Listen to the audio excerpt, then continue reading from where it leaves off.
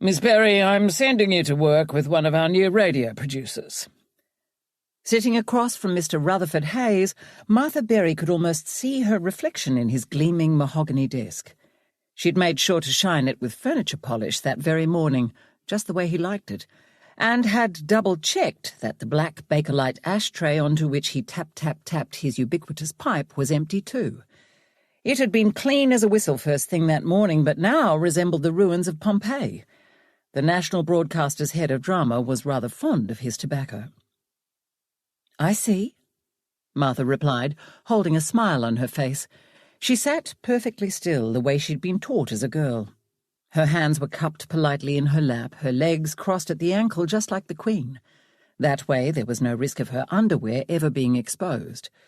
Her back was ramrod straight, even without the aid of a corset. These were skills she had learned 35 years before at Secretarial College.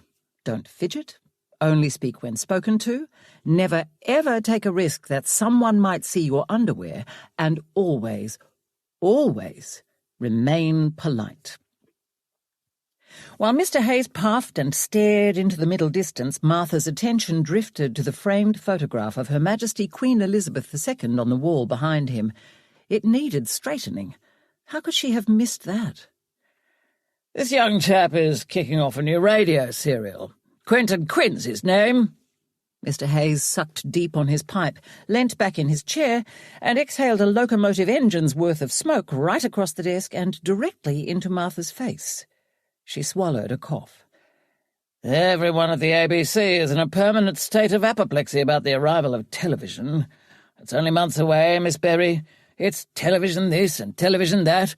Personally, I don't think it'll take off here in Australia. People will always want their radio. You can bet on that." Mr. Hayes aimed his pipe at Martha, as if to prove his point, and then took another puff. Martha had seen photographs of televisions. There were little movie screens in wooden cabinets with legs, fancy new pieces of furniture for living rooms that would soon compete with the radio cabinets that had until now taken pride of place. The British and the Americans had had television for years, of course, and while some in Australia had been pushing for it, others weren't quite sure about the whole newfangled medium. "I myself believe it'll be nothing but a conduit for mediocrity and vulgar sensationalism," Mr. Hayes continued, staring up at the ceiling as he pontificated. "The very novelty of it will encourage people to look at anything, no matter the quality of what's served up to them. Goodness me, the television chaps are telling me that, judging from what they've seen in America and England, they could broadcast a film of a cat licking its paws and people would watch. What about the children, Miss Berry? What if they develop an addiction and forget how to run and play? What will